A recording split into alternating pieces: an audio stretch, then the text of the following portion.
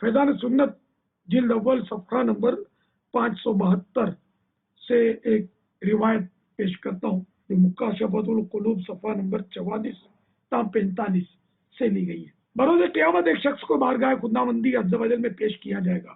ارشاد ہوگا تو نے فلاں شخص کی امانت واپس کی تھی؟ عرض کرے گا نہیں۔ حکم پا کر فرشتہ جہنم کو لے چلے گا، وہاں جہنم کی گہرائی میں اس امانت کو رکھا ہوا دیکھے گا اور وہ شخص اس امانت کی طرف گرنا شروع ہوگا یہاں تک کہ 70 سال کے بعد وہاں پہنچے گا اور اس امانت کو اٹھا کر اوپر کی طرف چڑھے گا۔ جب جہنم کے کنارے پر پہنچے گا تو پاؤں پھسل جائے گا اور پھر جہنم کی گہرائی میں جا پڑے گا۔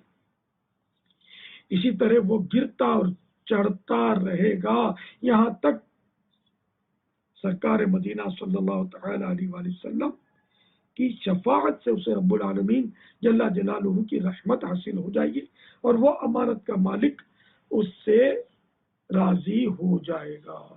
صلو علی الحبیب صلی اللہ تعالی علی محمد۔